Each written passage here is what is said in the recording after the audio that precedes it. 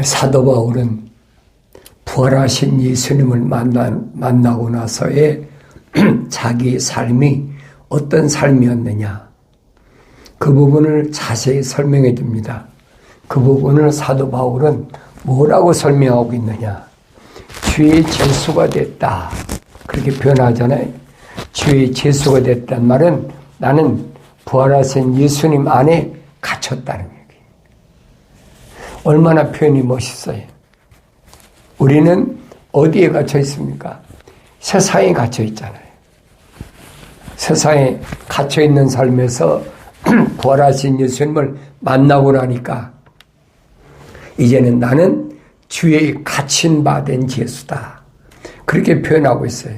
그래서 우리는 언제든지 바울 서신을 통해서 사도 바울이 뭘 말하고 있는지를 내가 알아야 된다. 성령 받기 전에는 모르죠. 사도 바울도 성령 받기 전에 알았습니까? 몰랐잖아요. 직가로 가라는 주님 명령에 따라 직가로 갔을 때 주님이 다 준비해 놓으신 선지자 아나니아 선지자를 통해서 안수받고 눈에서 비늘 같은 것이 떨어지고, 그리고 나서의 성령 받고 나서의 이제 사울이 아니라 바울의 삶이 시작됐다 하는 것을 알아야 됩니다. 그래서 그때는 바울이 어린아이 같았다 그러잖아요. 어린아이 같았다. 성령 받아서 완성된 게 아니에요. 어린아이 같았다. 그래서 그가 사우디아라비아로, 지금 아라비아에 있는 시내산에 갔다가 그러잖아요. 그리고 3년 동안을 아무도 만나지 않았어요. 쉽게 말하면 그게 젖 먹는 기간이에요. 성장하는 기간. 성령 받았다고 다 된 것이 아니에요. 성경을 자세히 보세요. 그러니까 3년 동안을 그가 이제 아무도 만나지 않고 오직 하나님의 말씀의 젖만 먹고, 그리고 나서 3년 만에 어딜 갔느냐, 예루살렘에 가서 주님의 제자인 베드로하고 그 다음에 주님의 동생인 야고보하고 사도들을 만나서 거기서 서로 의논하고 내가 성령 받았다 무엇다 한 것이 아니라, 그가 어디로 갔습니까?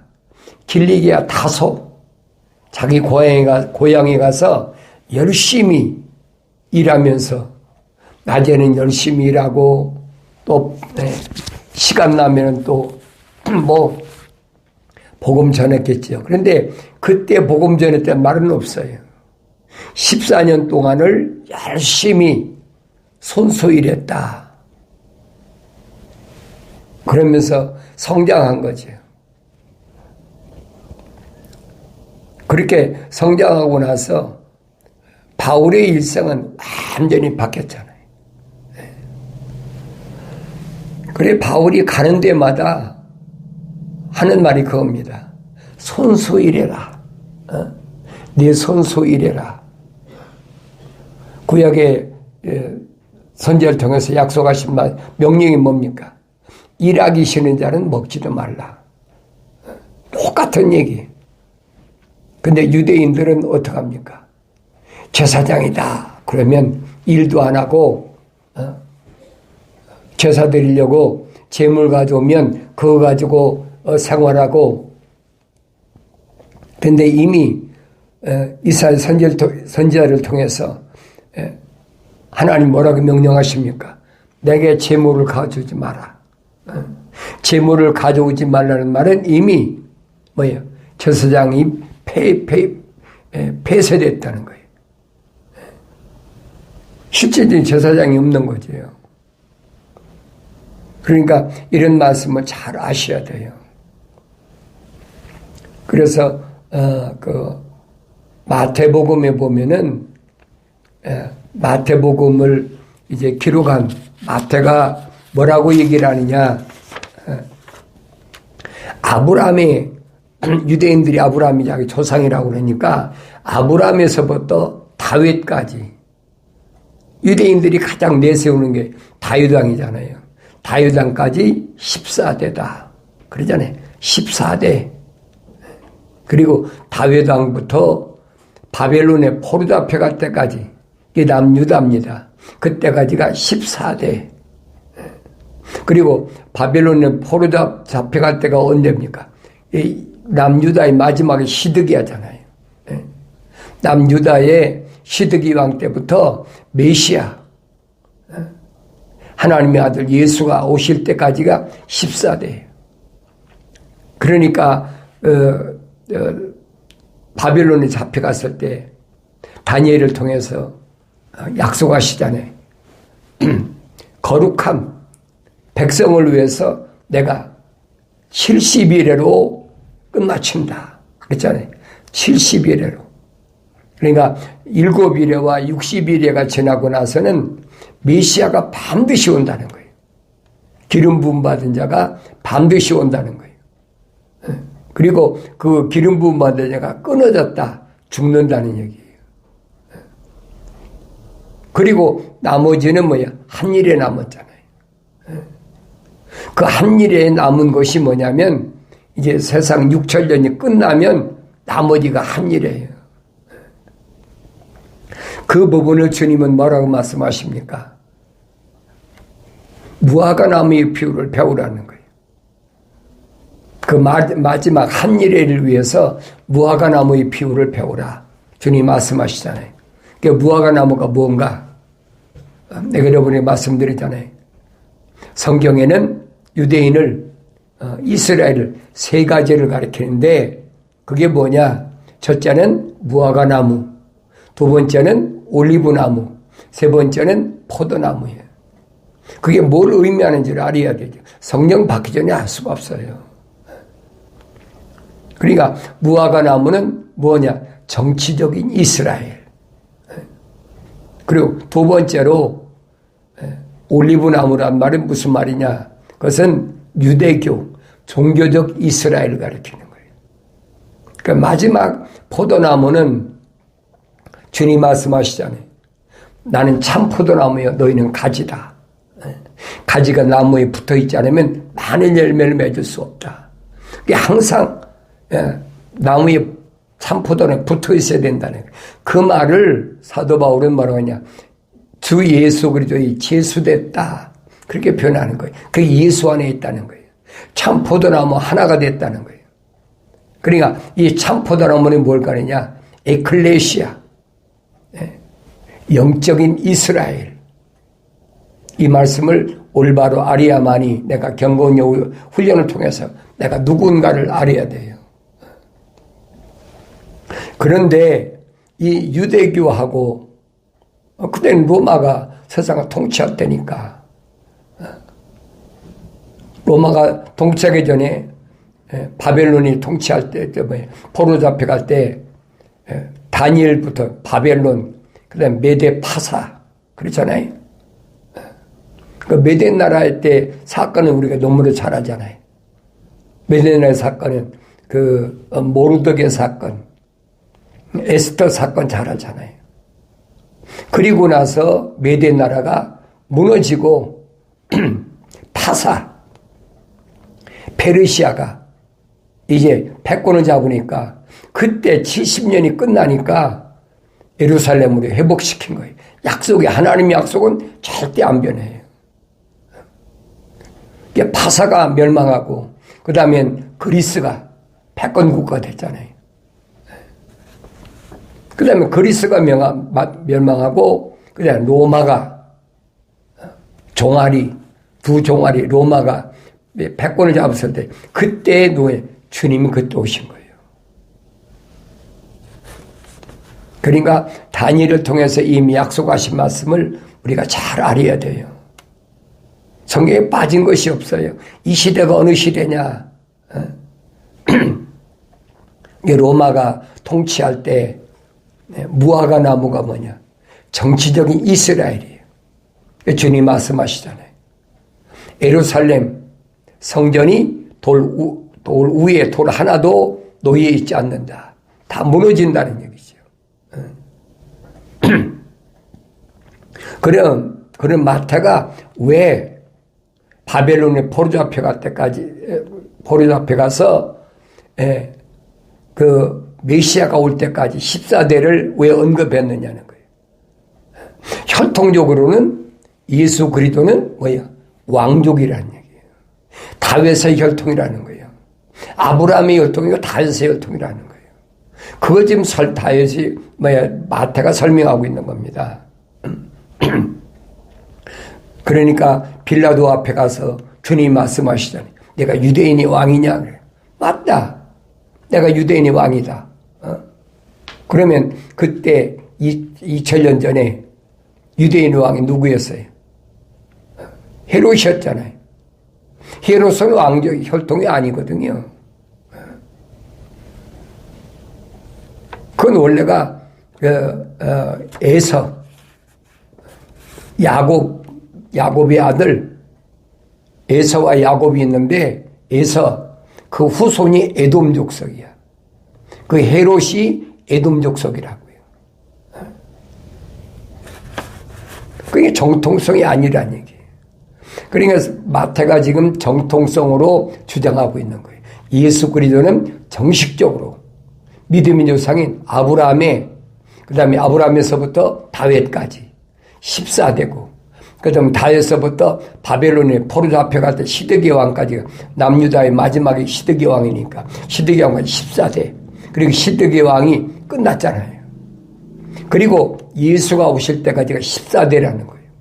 이게 무슨 말인가 잘 알아야죠. 그리고 주님이 하신 말씀이 그겁니다. 예루살렘이 완전히 멸망한 거예요. 왜 그렇습니까? 헤롯이 유대인의 정통이 아니에요. 헤롯은. 그런데 그 로마가 세상을 지배할 때니까 로마의 필 붙어가지고 유대인을 통치하는 왕으로 들어섰잖아요.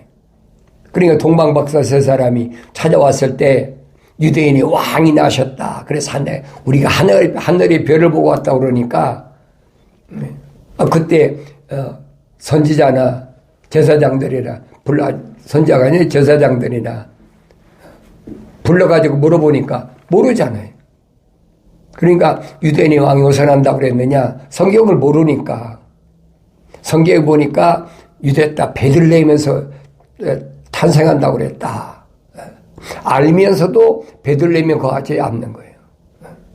그냥 동방박사에서 사람이 유대 땅 베들레헴에 가서 만왕의 왕인 아기 예수를 경배하고 헤롯이 그러잖아요. 그를 만나면 나한테 와서 반드시 얘기를 해달라. 그랬는데 천사가 동방박사 사람한테 뭐라 합니까? 절대로 헤롯한테 돌아가지 말아라. 다른 길로 돌아갔다 성경에 기록되어 있잖아요. 그게 무슨 말인가 알아야지요. 유대 땅 베들레헴에 양치는 목동들은 별을 통해서 어린 양 메시아 예수 그리스도를 말구관에서 경배하는 사건이 성경에 기록되어 있잖아요. 그런데 그때도 소위 말하면 바리새인들이나 아니면 제사장들이나 이런 사람들이 세상에 전부 권력에 줄을 서기 위해서 헤롯 궁에 줄을 대고 있기 때문에 하나님 말씀은 안 믿는 거예요. 그러니까 그들은 뭐면 베들레헴 광야에서 양치던 목동만도 못한 것들이에요. 그러니까 나중에 동방박사 세 사람이 다른 길로 해서 자기네 고향으로 돌아갔다. 그러니까 헤롯이 뭐랍니까? 속았다. 그러니까 베들레헴 중심으로 해서 얼매 안에 있는 남자 한 2살 이하는 다 죽여라. 엄청난 숫자가 어린아이들이 죽음당했잖아요. 그 성경을 자세히 보라고요. 그러니까 그게 종교적인 이스라엘이란 말이에요. 그게 뭐야? 올리브 나무라는 얘기예요. 성경은 암호화됐기 때문에 아무나 알 수가 없는 거예요. 주님이 마지막 제자들에게 말씀하신 그거예요. 예루살렘 이건 가짜성이야. 돌 하나도 돌 위에 남지 않고 다 무너질 테니까. 주님이 분명히 말씀하시잖아요. 그게 언제 무너지느냐. 예루살렘에 의인 10사람이 없으면, 악인들로 꽉 차면 분명히 무너진다는 거예요. 이언이잖아요. 그러니까 오순절날 마가다락방에 성령이 임하시고 나니까 120명이 성령 받아서 막 능력을 행하니까 유대인들 생각에는 죄인의 개수라는 예수 하나만 잡아 죽이면 그걸 끝나는 줄 알았는데 이제는 120명이 막 나서가지고 기적을 행하니까 하루에 뭐 몇천 명씩 막 몰려드는 거예요. 이게 감당이 안 되잖아요. 감당이 안 되니까 그때 무슨 사건이 벌어집니까? 베드로를 잡아다가 옥에 갖다 가두고 옥에 갖다 가둔다 가둬집니까? 천사가 와서 꺼내주잖아요. 이건 기적이 아니요 사실 사건이죠. 그래도 안 믿어. 그 왜 안 믿어? 왜 안 믿어져? 그 안에는 하나님 거룩한 사랑의 호흡이 안 들어갔다는 얘기. 그게 믿어지지 않죠. 그뿐입니까? 주님의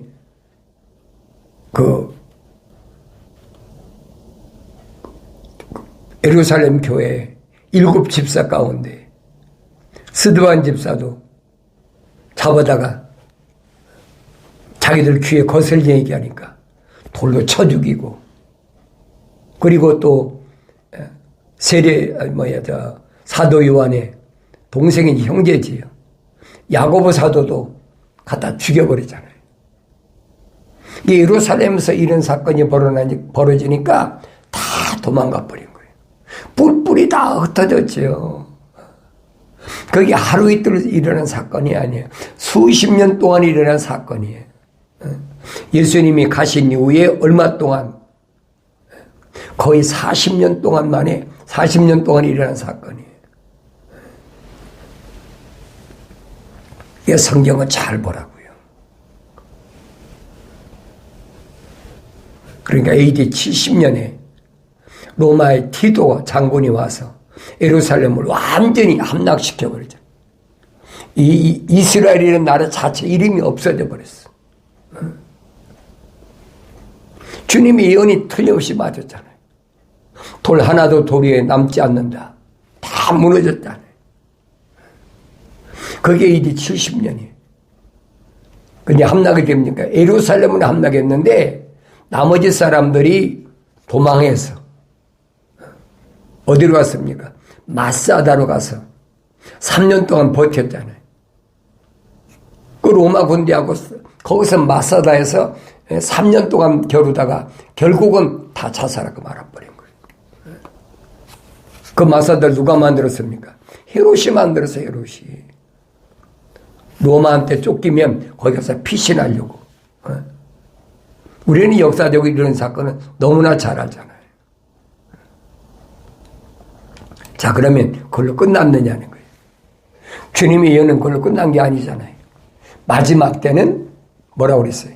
무화과 나무의 잎, 가지가 연해지고 잎사귀를 내면, 이게 봄이라는 거죠. 잎사귀를 내면 여름이 가까운 줄 알라. 여름.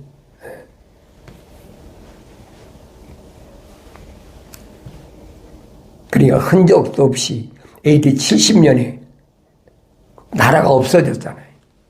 이스라엘의 유대 나라가 자체가 없어져 버렸어요. 예루살렘이 왜 멸망했어요? 아브라함 때 분명히 천사를 통해 약속한 게 뭐예요? 소돔과 고모라 그 의인 10사람만 있어도 멸망하지 않, 내가 불로 멸망시키지 않는다 그랬잖아요. 그 의인 10사람이 없으니까 멸망해버린 거예요. 그 성경 전체를 잘 보시라고. 그러면 국가가 이름조차가 없어지면 이스라엘은 어떻게 됐느냐? 거의 한 1900년 동안을 떠돌이 생활을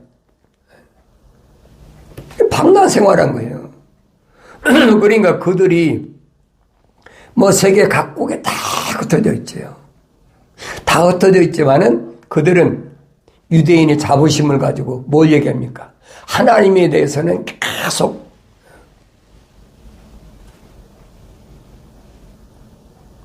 그러니까 하늘 아래 하나님 모르는 족속들이 어디 있습니까? 거의 한 1900년 동안이나 유대인들이 다 흩어졌는데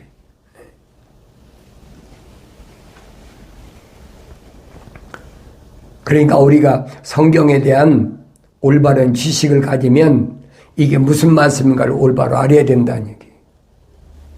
그런데 무화과 나무가 가지가 연하여져 잎사귀를 내면 여름이 가까운 줄 알라. 분명히 그랬잖아요. 한 세대가 지나기 전에 내가 반드시 다시 오마 약속이거든요. 무화과 나무가 정치적인 이스라엘이 회복하면 그랬잖아요. 그 말이라는 얘기. 무화과 나무가 가지가 연하여져 잎사귀를 내면 살아났다는 얘기죠. 언제 살아났습니까? 1948년 5월 14일 날 독립했잖아요. 이 역사적인 사실이건 숨길 수가 없는 거예요. 거기서부터 1948년부터 한 세대 100년 안에 그럼 보세요. 1948년부터 지금까지 몇 년 됐나? 너무 잘 알잖아요. 그 안에 지금 다니엘 선지자를 통해서 약속하신 대로 얼마나 과학이 발달했는지 우리 보란 얘기예요. 그러니까 이런 일을 보면 세상의 마지막 때인 걸 알란 얘기죠. 그래서 그때가 되면은 사람들이 서로 잡아 죽이고 전쟁이 전쟁을 국가와 민족이 민족을 계속 전쟁이 일어나고 지진이 끝없이 일어난다. 그러니까 그때 머리를 들라. 주님 말씀하시잖아요. 네 생각과 마음과 삶의 가치관을 하늘 아래 땅에다 두지 말고 이제는 하늘 위로 아버지 보좌가 계심을 바라보라는 얘기예요. 회개하라는 얘기죠. 그걸 알아듣지 못하면 할 수가 없어요. 그러나 그 속에 하나님 거룩한 사랑의 생명의 호흡이 들어간 사람은 그렇구나 깨닫는 거지요. 내가 경건히 훈련하는 것은 여러분 마지막 때라고 공갈 협박하고 막 여러분 그 얘기하려고 하는 게 아니에요. 성경에 뭐라고 주님 말씀하셨는지 예수 그리스도께서 하신 말씀을 내가 여러분에게 선포하는 거예요.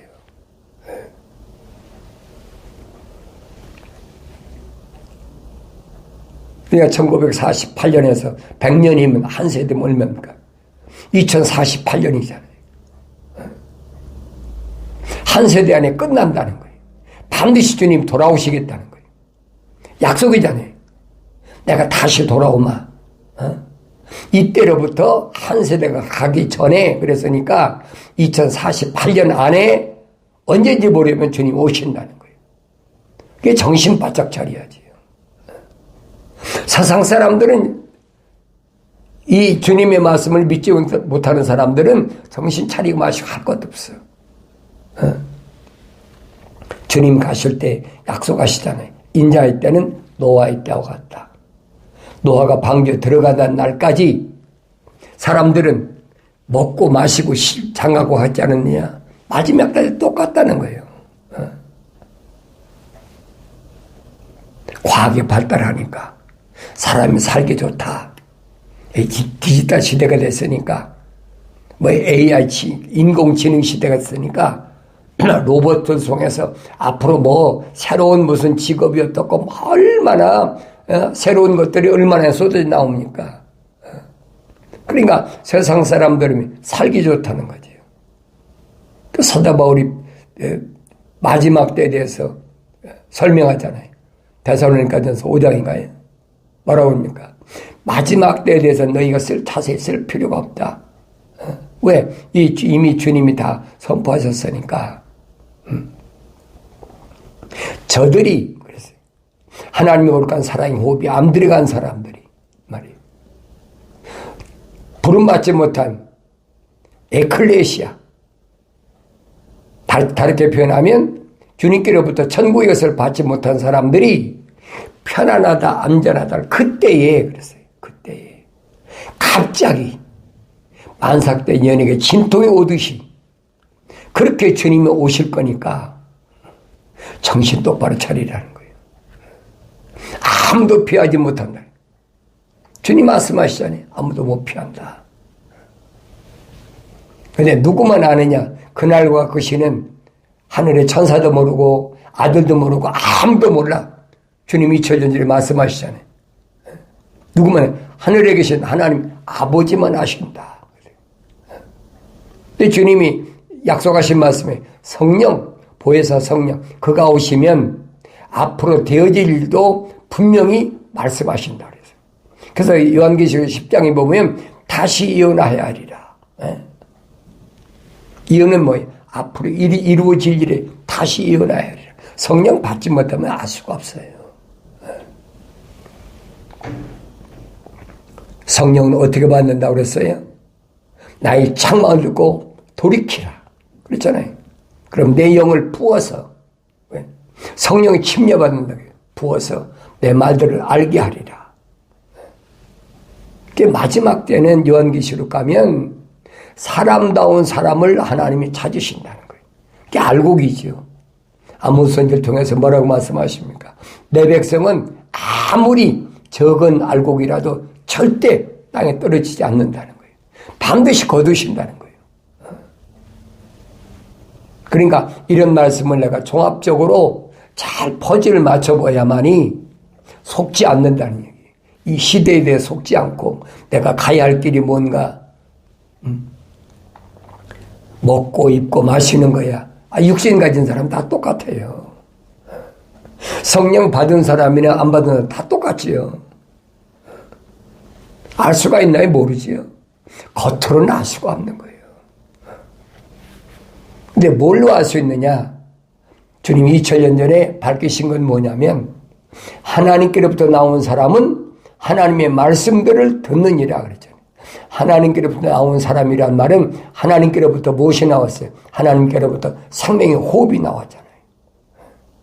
그걸로 지음받은 사람은 뭘 구분되느냐? 하나님의 말씀들을 듣느니라. 하나님 말씀들이 뭐예요? 약속과 명령이라는 얘기예요. 유대인을 향해서 2000년 전에 주님이 하신 말씀 뭡니까? 너희는 하나님께로부터 나오지 않았기 때문에 하나님 말씀대로 듣지 않는다는 얘기예요.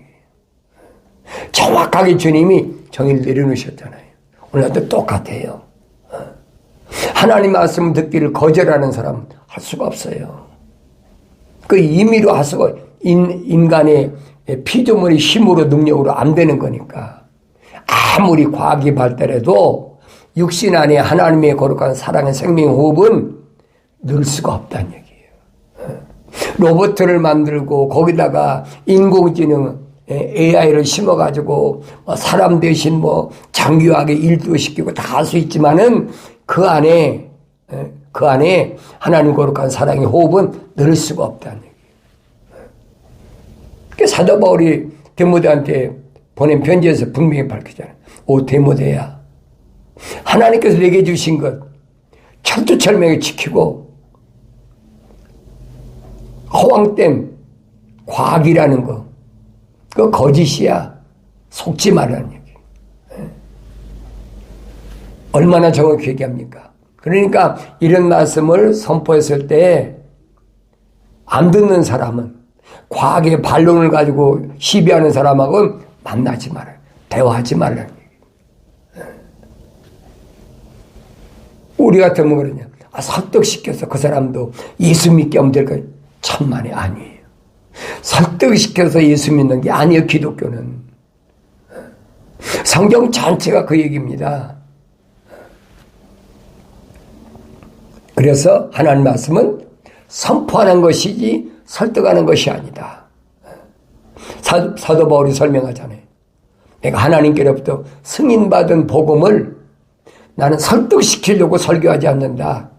성령이 말씀하시라고 내게 명령하신 대로 나는 선포하지. 하나님 말씀을 선포할 때 들을 수 있어야 되죠. 이거구나 하고 들을 수 있어야 되는데 안 듣는 사람이 어떡하겠어요? 임의로 할 수가 없는 거예요. 그게 기독교예요. 그게 기독교 원리예요. 자칭 기독교란 로마 캐토릭에서 1517년 마르틴 루터 신부가 끌고 나온 신부들 있잖아요. 그 사람들이 와서 세운 게 뭐예요? 개신교잖아요. 프로테스탄트. 개혁하게 나간 신교다. 그 사람들은 아니에요. 어떻게 해서 설득시켜가지고, 겉사람은 설득이 되지요. 그러나 이 겉사람에 있는 속사람은 설득되는 게 아니에요. 설득될 수가 없는 거예요. 사도 바울이 설명하잖아요. 자연인은, 다시 말하면 하나님의 거룩한 사랑의 생명호흡이 안 들어간 사람은 성령의 일을 받지 않는다. 딱 결론 내려졌다. 성령 받고 싶어서 받는 게 아니에요. 그러니까 사람다운 사람을 하나님이 어떻게 정의를 내리시느냐. 뭐라고 말해서 나의 창망을 뜨고 돌이키라 그랬잖아요. 돌이켰을 때 성령의 침례를 부어서 내 말을 알게 하겠다. 그러면서 요한계시록 가서 뭐라고 합니까? 내가 살아가는 자마다 책망하고 그랬죠. 내가 그랬죠? 주님이 뭐예요? 하나님의 거룩한 사랑의 호흡이 들어간 자마다 책망한다. 책망으로 끝나는 것이 반드시 징계가 있어. 징계하노니. 그러므로 열심을 내서 회개하라. 이 말씀을 기억하시고 내가 가는 길이 어떤 길인가 하나님 말씀을 통해서 다시 한번 비춰보고 생명길에서 이탈하지 않는 하나님의 간섭 속에 살아가는 복된 삶을 영위하기를 바랍니다.